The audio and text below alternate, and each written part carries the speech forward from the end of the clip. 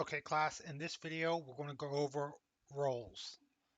So I'm signed in as DevOps,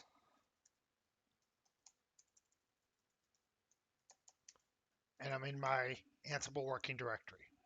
So I'm going to dump my configuration of Ansible,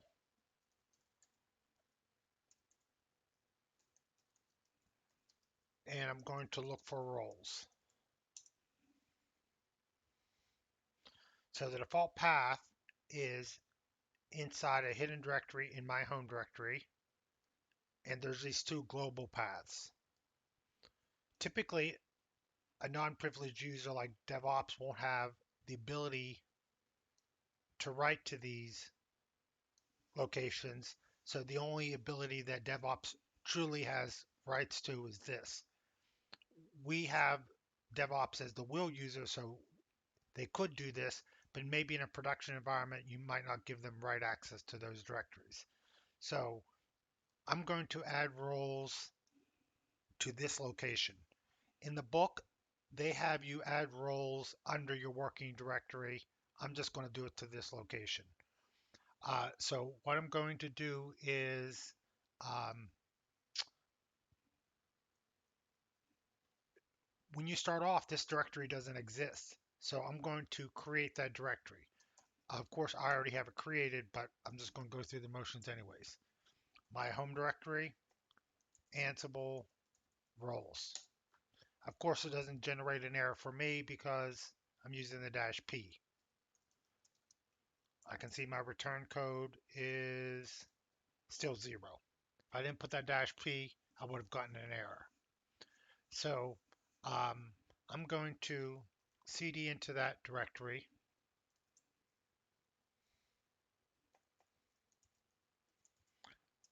I've already done some stuff that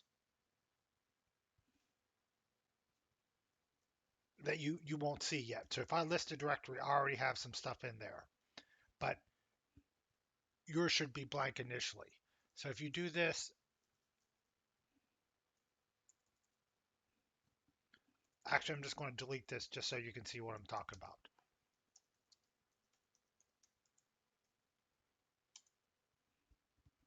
So if I do an Ansible Galaxy, it's a new command, and I list, it will list all the roles that I have installed.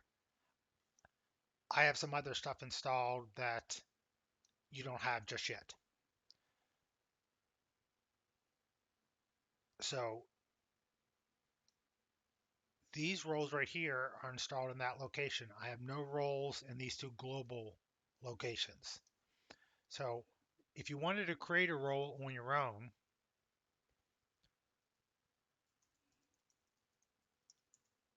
I can do an init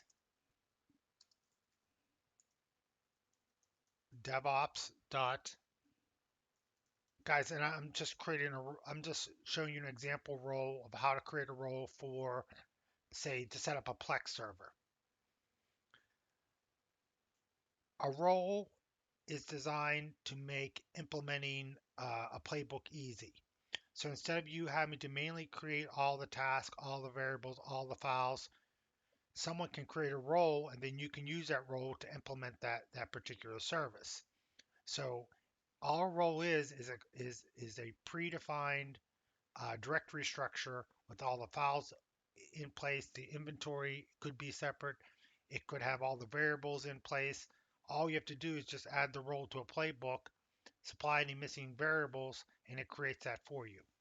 So I'm going to create a role. I'm just going to show you help.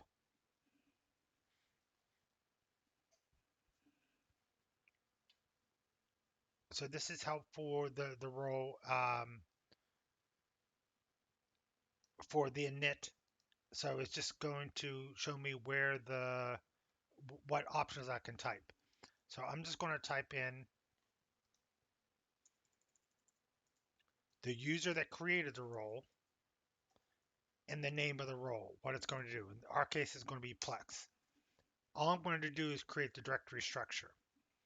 Now I'm going to do list. and I can see it just created this directory.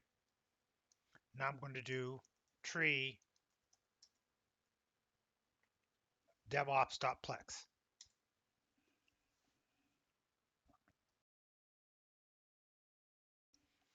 Now it created the directory structure for me. Now all I have to do is go in and add any files that this role needs. I can add them here. If there's any handlers, I can have them here. If there's any licensing information, that can be added to here. So this is a folder and this is a file. For any task I want, I can put all my tasks in this one main.yml. If I had any Jinja 2 templates, I can add them here. Any variables created by the designer would be here. Any variables that need to be set by the user who's going to implement this role is going to be set here. So these are variables as a user you shouldn't change. These are where you're going to change your variables. The last thing is a test directory. So what you could do is you could give the person who's going to implement it like a sample um, playbook and a inventory file to test against that playbook, so they can see how to implement your roles. Um, the README, you can also add documentation in the README right now, but it has limited stuff in it currently. Cat DevOps, and you will put a brief description of the roles, any requirements, any variables that they need to set in the default directory, any dependencies that need to be added before the role, um, and an example playbook. Your licensing information should be down here, and information about your author should be here. Um, so it just kind of gives you the basic role structure. So with the init command, we don't have to create all these directories. All we have to do is initialize a role, and at that point, all the directories are there. All we have to do is edit these main um, YMLs. Put all our tasks here, put our licensing information, any other metadata that you need there. If you have any handlers, they should be put there. Any files that are part of this role, they should be put there. Variables that are going to be changed by the end user, variables that are going to be changed by that are set by the designer, any Jinja 2 templates, a sample playbook, and a sample inventory file so someone can test and play around with the role. So I'm not going to have you create any roles at this point. That's going to be in the next lab. What we're going to do in this lab is look at some predefined roles for us. So I'm going to go back to my working directory. Again, that tilde means my home directory. Inside of my home directory is the Ansible working directory. I could have done this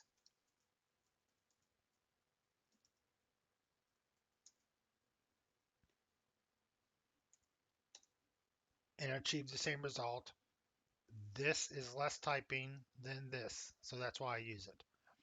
Okay, so I'm going to go into code, lab. Actually, I'm just going to open up code just like this.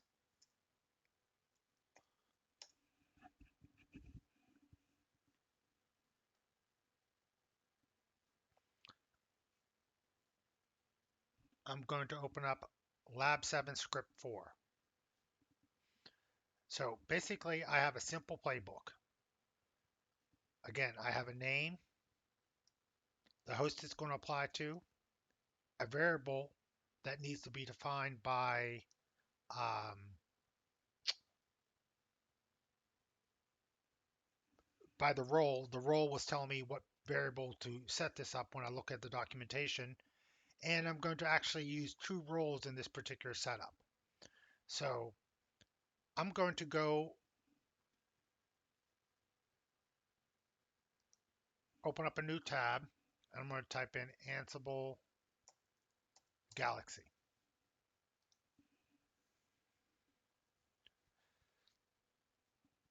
There's a whole bunch of roles already published for you that you can just run a command, download, and use. So I'm going to look for this guy. I'm going to look at all the roles that this guy publishes. He publishes a lot. So I'm going to do community. I'm going to search for his name.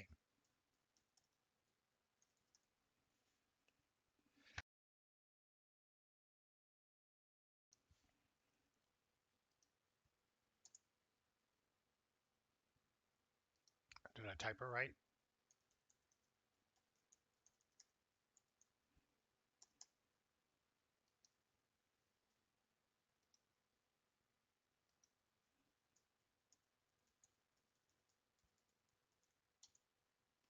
Okay, here's the guy. He has over 99 roles he created and published on Ansible Galaxy. So I'm going to go into that guy and look at all the roles that he's offered. And the ones we're going to use are Docker and PIP. I'm going to get 100 roles per page.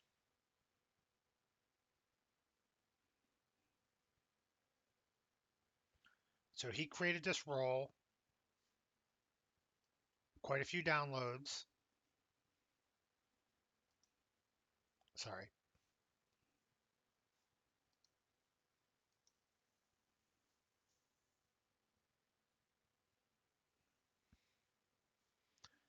Quite a few downloads.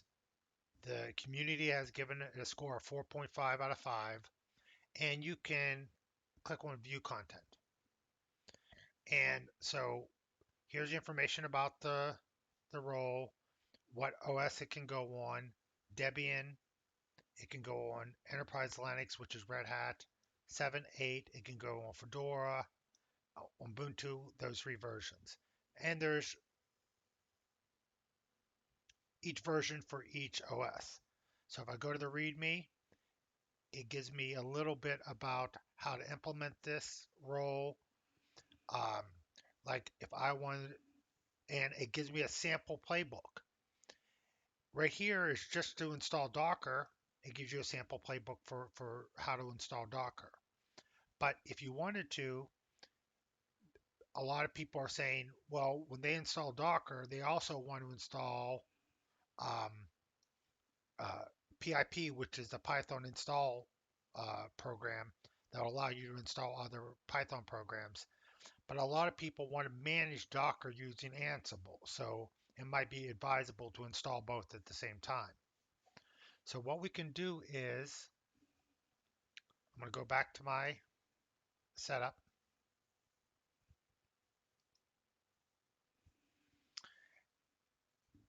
And I can also search here for that role as well.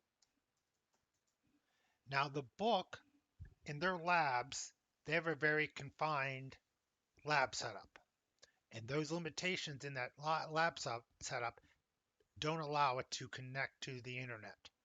So they have in the lab setup a GitHub setup where you're going to install from a GitHub as opposed to installing from Ansible Galaxy. We can connect to the internet, so I don't have that limitation. So what they do is they create a role requirement and then have you install the role from a GitHub. So we can just go directly to Galaxy and download the role.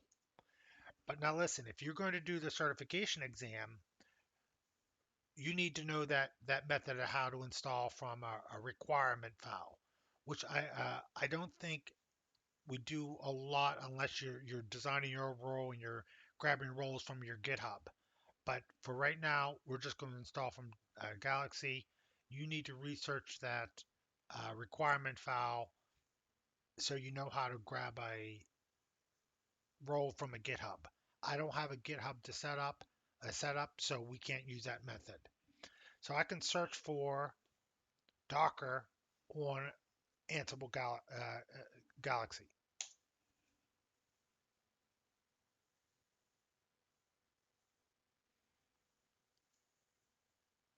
Docker is very popular, so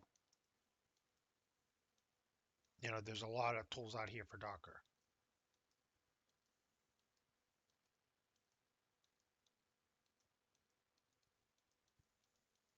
I'm just hitting the space bar to go down one page at a time.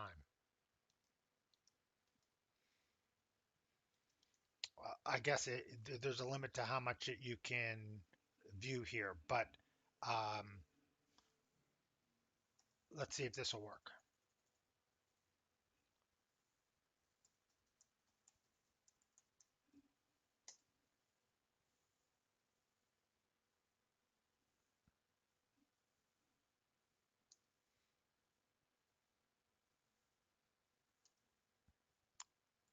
I don't know why I'm not seeing it, but I assure you it's there.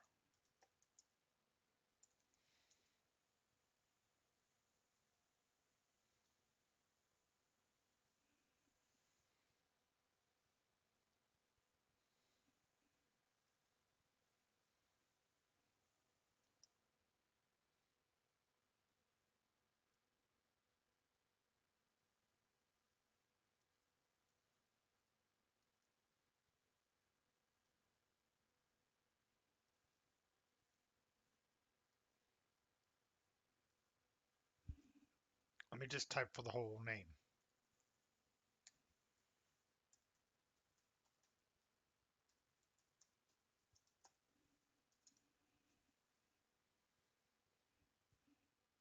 Okay, there I found it.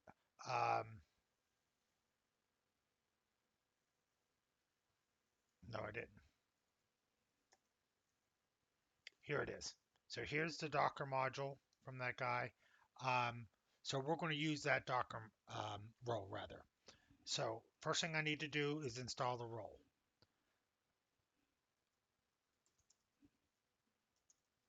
This is going to might generate an error for me because I already have it installed.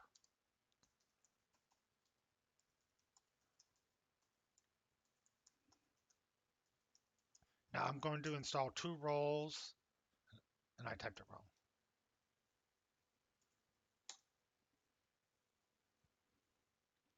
I already have it installed, so no big deal. I need to install both roles because I want to use both roles in my playbook. So I have my playbook open. And so what this is going to do is when I install this and this, I also need to install the PIP packages, the Python packages for Docker. So I'm going to list my name, the host I'm going to do it to, any variables I need set, and any roles that I want to run. So I don't need to worry about the source. I don't need to worry about adding a repository for Docker. I don't need to worry about installing the software because that's all built into the role. So I'm going to execute this playbook. Right. First, you should check it for typos.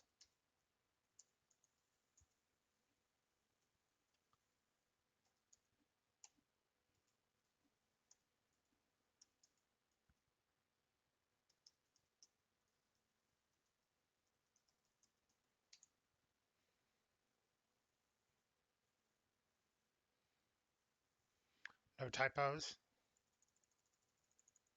Again, I've already run this, so it's not really going to make any changes to my system.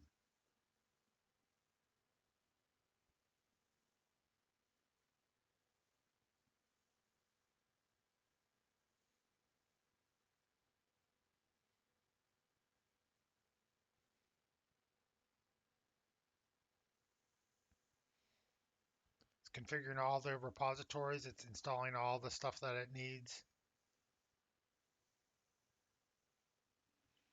And if I go to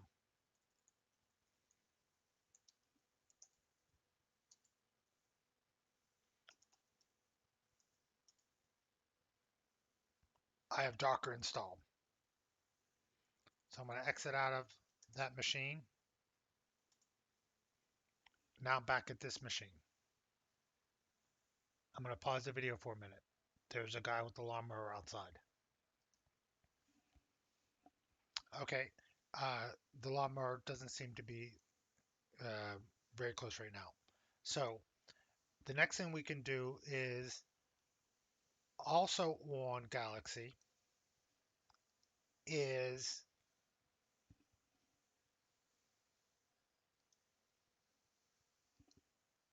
collections. So I'm going to look for a collection. Now, guys, you can go here and search for particular roles. I'm going to search by these guys' names because these are the roles that I've already researched. So this guy has 20 roles installed. We have a development role, we have a virtualization role. The virtualization role breaks for um, VirtualBox. We have some workstation roles. I'm going to go up to this development role. And for this development collection. So a collection is a collection of roles. A role is all the task, all the variable, all the files that you need to do a particular function or to set up a particular server. So I'm going to pause the video again. This guy with the lawnmower is driving me crazy. Okay, so in this collection, he gives you a sample playbook. If I go to the content, it shows me the roles that are in this one collection. I have three roles, one called Visual Studio Code, one to develop Anaconda stuff, and some cloud CLI um, type utilities. So I'm going to go back to my setup and install this collection. Again, I can use Ansible Galaxy.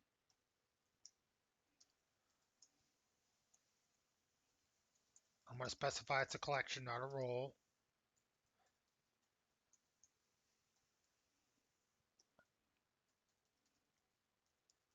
And generally, he'll give you the command to install it.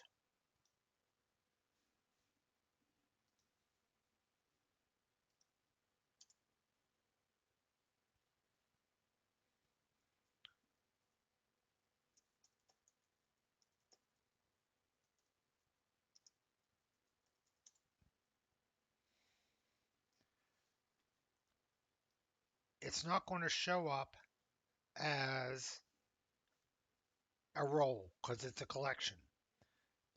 There's no way to list your collections. But if I do another dump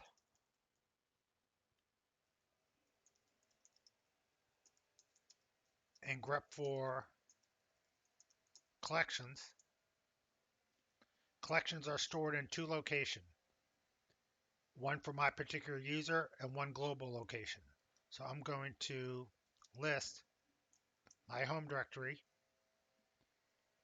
in the Ansible directory. I have a collections directory. Now I didn't need to do this. I didn't need to create this collections directory ahead of time. It'll do it when you install a role. So I'm going to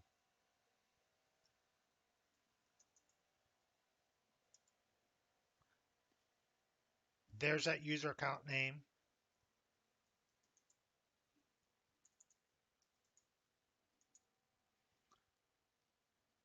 I tested that other virtualization. I couldn't get it to work. So I'm just going to deal with just this development. The reason being was when he first wrote this script or collection, there wasn't a Red Hat version of VirtualBox, a Red Hat 8 version of VirtualBox. So he did some tricks to get it to work using the version for Red Hat 7. Well, now they have one and that trick doesn't work anymore. So it needs to be updated. So we're just going to deal with this development collection. Now in the collection, I can install any one of the three roles or all three roles. I'm just going to install one role out of this collection. So now that the collection is installed, I'm going to go and open up script 5.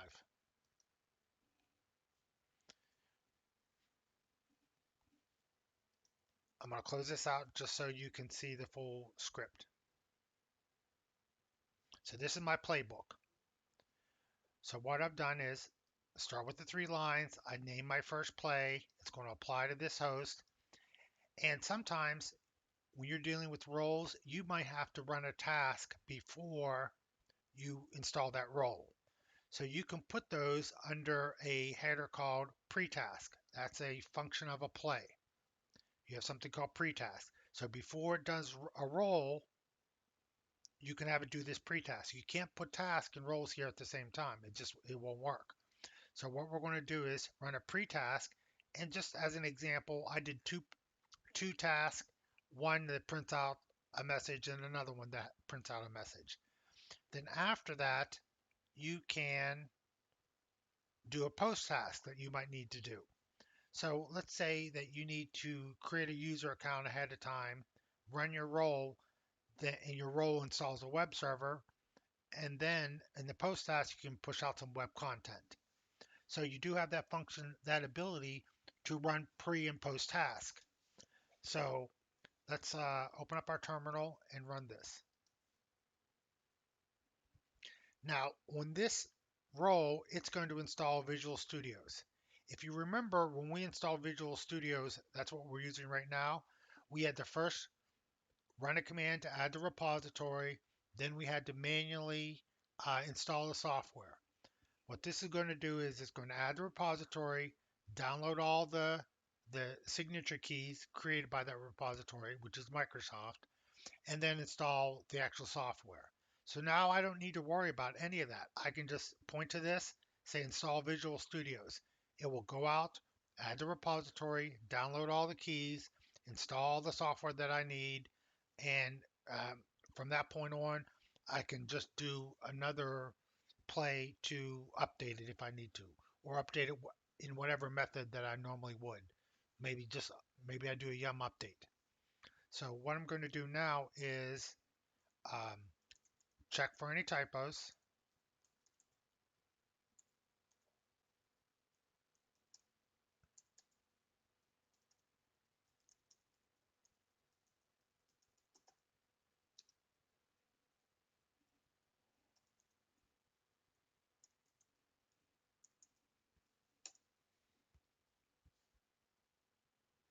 No typos, so I'm going to run the roll.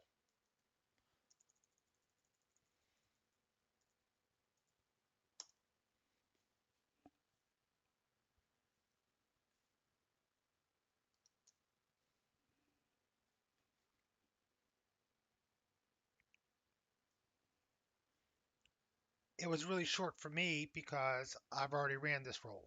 So if I look at my play, there's the develop my title. I do the facts gathering for RHS2. I run the first pre-task. I run the second pre-task. Now all this other stuff, all these other tasks are designed by the collection maker.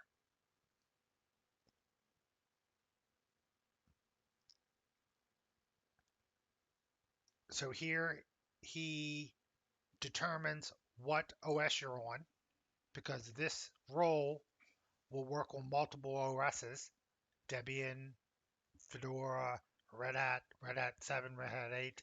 So he determines which distribution and version you want. I didn't specify a version. I didn't put a variable for a particular version, so it's going to install the latest. It's going to grab the Microsoft key. It's going to add the repository. It's going to do the installation. And then I have two post tasks. Again, I just print out messages. They could be whatever you want. I just do two debugs. And that installs Visual Studios. So if we go over to RHS2,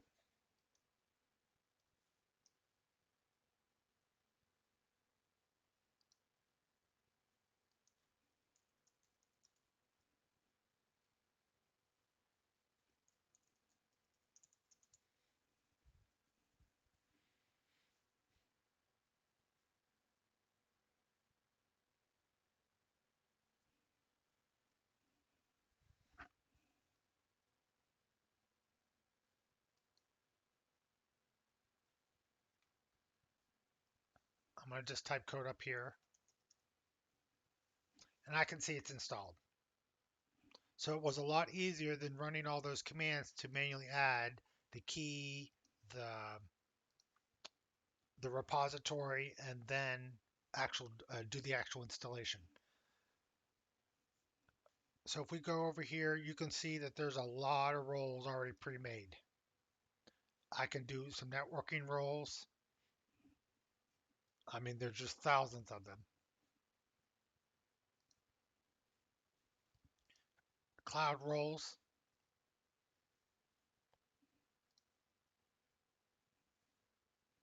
development stuff, which installs a lot of software. There's like a workstation one where you can set up a normal workstation. There's all kinds of things that you can play with. Some monitoring, some databases. So look around. There's a lot of good stuff here. Um, I haven't had a lot of time to play with it, but it's available to you. Um, Also in the book, there are some roles that you can install directly from Red Hat. So I'm going to install those now. So if I do Ansible list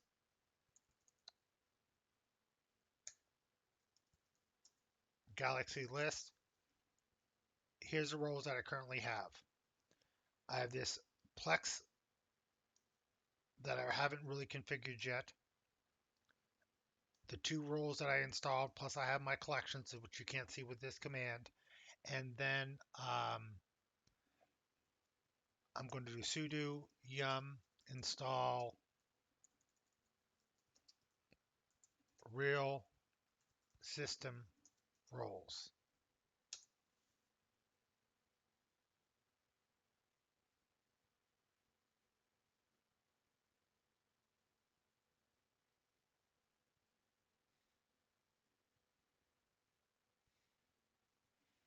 Click yes.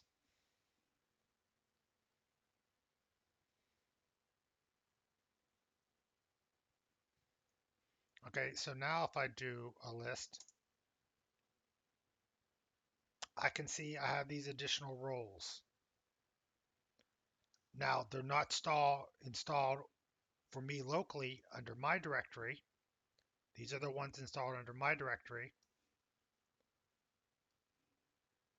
These are installed under the global uh, shared location. Now there is a switch, I think it's a P switch, where you can define where you want to install that role. I'm not using it. I'm going to put it in the location designed by Ansible. So the book has you put it in an alternate location, which is under the role. They create a roles folder under your working directory. I'm just going to use the default location, which is designed by Ansible. So let me close out of this, close this down. I'm going to close this out. I'm going to clear my screen.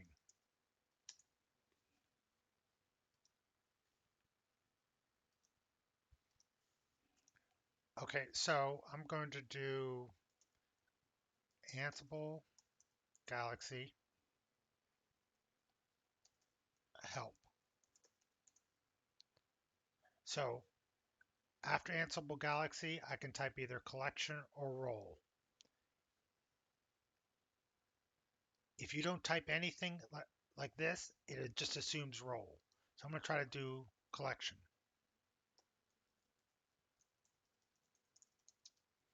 Then I'm going to do help. Now this is context sensitive, meaning once I go into the submenu, it'll show me the commands to do that. Notice that collection doesn't have a list. So I can do role, and role does have a list.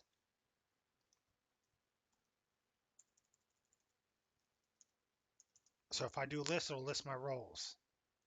If I don't put the role, it assumes roles, not collection.